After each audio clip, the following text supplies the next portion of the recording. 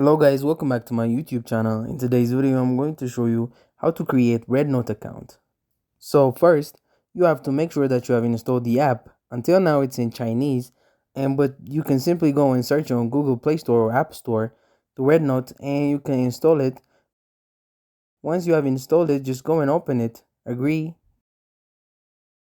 Just go forward now. You have first login option, that's to enter your number. That's totally up to you.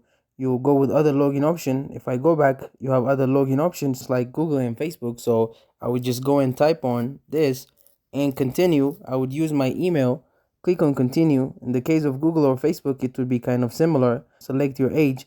It's completely okay. Whatever you select, just go and select your interest. For example, vlogs, travel, fitness. You have to select 4 interests. So just go for maybe this ones and start exploring. And here you are now. You have that's totally up to you.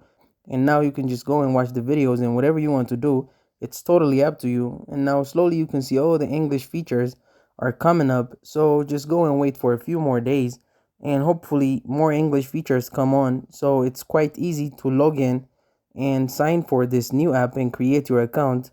So that's it. Thank you guys for watching this video. If this video was helpful, don't forget to like and subscribe to my YouTube channel.